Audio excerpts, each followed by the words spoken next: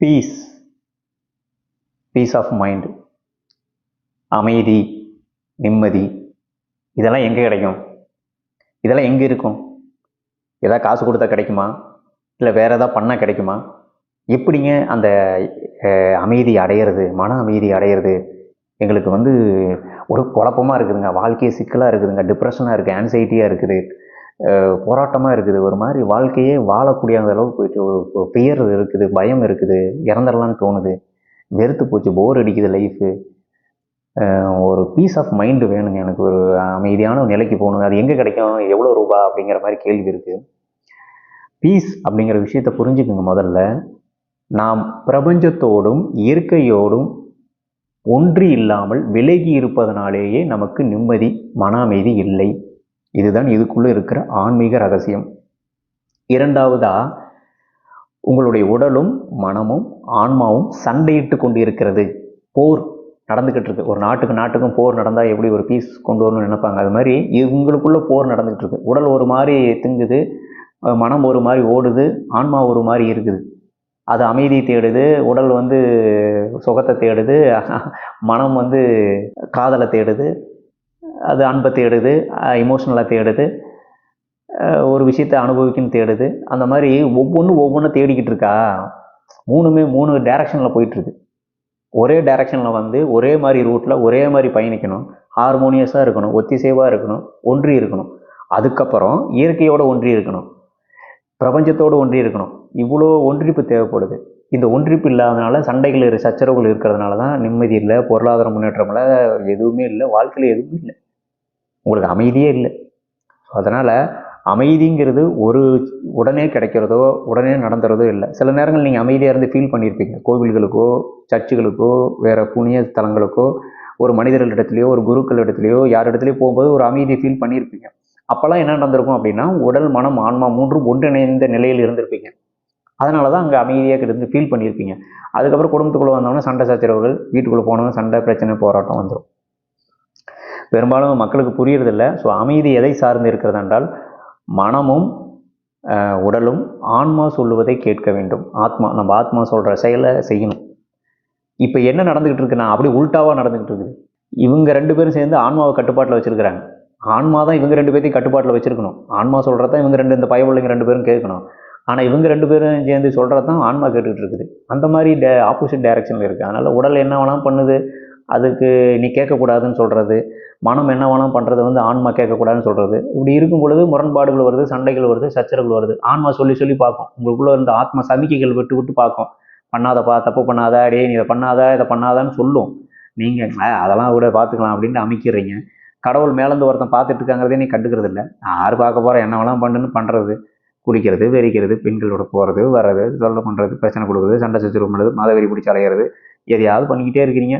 ஒரு ஜாதி வெறி பிடிச்சி அலையிறது, அப்படி இப்படின்னு எதையாவது பண்ணிக்கிட்டு இருக்கீங்க. அப்புறமா நிம்மதி இருக்காது. ஸோ இப்பவும் சொல்கிறேன், எவ்வளோ பணம் கொடுத்து எவ்வளோ கோடீஸ்வரம் கூட நிம்மதி இல்லாமல் தான் இருக்கிறான். ஸோ நிம்மதி அவ்வளோ சீக்கிரம் கிடைச்சிடாது.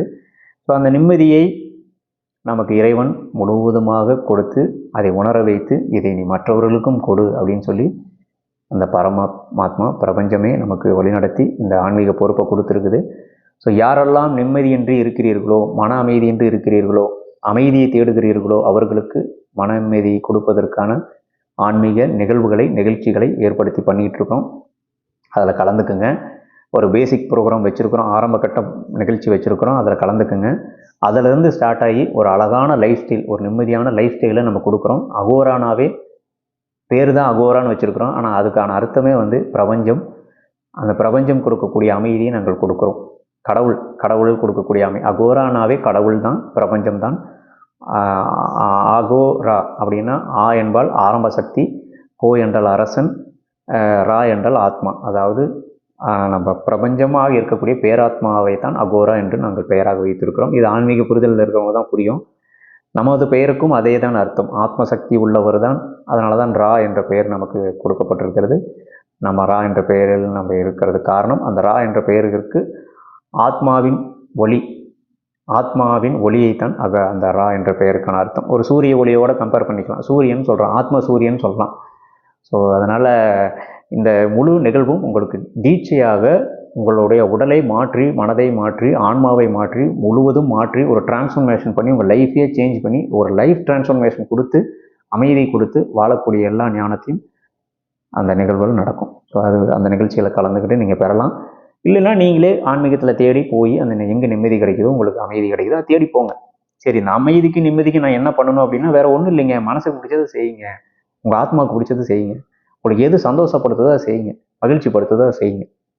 அவ்வளோதான். அதுக்காக உங்களை சந்தோஷப்படுத்துங்கிறதுக்காண்டி சரக்கு அடிக்கவோ, மகிழ்ச்சிப்படுத்துங்களோ, செக்ஷுவலாக போய் அழிஞ்சு போகவோ சொல்லலை. போதைப் பொருட்கள் போய் அது இல்லை. அது வந்து ஒரு அதுக்குள்ளே போகவும் கூடாதுன்னு நான் சொல்லலை. சில பேர் அதுக்குள்ளே தெரியாமல் போயிருப்பாங்க, சில பேர் மனவேதனைக்காக போயிருப்பாங்க, கவலைக்காக போயிருப்பாங்க. வந்துடுங்க, திரும்ப வந்துடுங்க, ஒன்றும் பிரச்சனை இல்லை. கெட்டதும் சொல்லுவாங்களே, ஏதோ கெட்டதையும் கற்று பழகுன்னு ஏதோ சொல்லுவாங்களே, அது மாதிரி கெட்டதில் போய் ஒரு விஷயம் போயிட்டீங்கன்னா உடனே நீங்கள் கெட்டு போயிட மாட்டீங்க. அதுக்கும் மன்னிப்பு உண்டு, எல்லாத்துக்கும் மன்னிப்பு. இறைவன் மன்னிக்க தயாராக தான் இருக்கிறார். நீங்கள் திரும்ப வாங்க, திரும்ப வந்து பீஸ்ஃபுல்லாக வாழலாம். அதனால் குடிக்கிறவன்லாம் கெட்டவன், குடிக்காதவன் நல்லவன் நினைக்காதீங்க. அதோடையும் சைக்கோவாக இருப்பான். யாரெல்லாம் குடிக்காமல் இருக்கானோ மிகப்பெரிய சைக்கோவாக இருப்பான். யாரெல்லாம் குடிக்கிறானோ குழந்தைத்தனமாக இருப்பான். நல்ல ட்ரிங்க்ஸ் பண்ணுறவங்கள போய் பாருங்கள், ரொம்ப குழந்தையாட்டம் பேசிகிட்டு இருப்பாங்க. சில பேர் நல்லாவே இருப்பான், டிப்டாப்பாக இருக்கும், குடிக்க மாட்டான், குடி பழக்கம், புகை பழக்கம், எதுவும் பெண்கள் அந்த பழக்கம் எதுவுமே இருக்காது. ஆனால் சைக்கோவாக இருப்பான். போகிற வரணும் இழுத்து போட்டு அடிச்சுக்கிட்டு இருப்பான் வீட்டில். அதனால் கொஞ்சம் பாருங்கள். ஸோ அமைதி வேண்டும் பிள்ளைங்களா, அமைதியாக இருக்க முயற்சி பண்ணுங்கள்.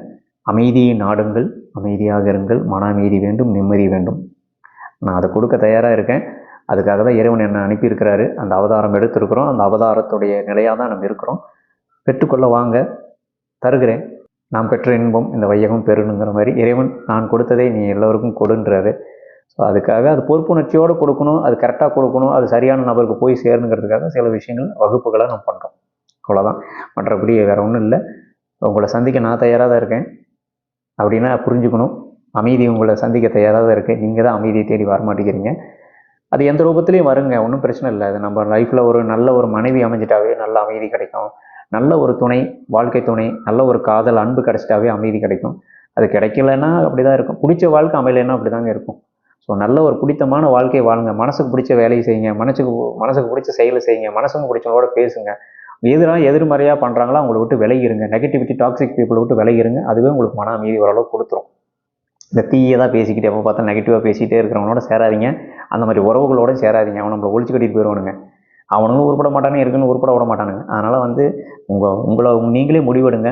நீங்களே தப்பு பண்ணால் தப்பு பண்ணிட்டேன்னு சொல்லி ஏற்றுக்குங்க. மன்னிப்புனா மன்னிப்பு ஏற்றுக்குங்க. தவறு பண்ணிட்டா தவறு பண்ணிட்டேன், மன்னிச்சிரு கடவுளேன்னு மக்கள் விண்ணப்பம் பண்ணுங்க, அவர் மன்னிச்சிடுவார். சரிங்களா? ஸோ அதனால் கொஞ்சம் பார்த்து கவனமாக செய்யுங்க. அமைதி நாடுங்கள் அப்படிங்கிறத நம்ம சொல்லிக்கிறோம். ஸோ அமைதி வேறு ஒன்றுமில்லை, உடல், மனம், ஆன்மா இது மூன்றும் ஒருங்கிணைந்து செயல்பட்டால் அமைதி கிடைக்கும். பிடித்ததை செய்தால் நிச்சயமாக அமைதி கிடைக்கும். நன்றி. நல்லது.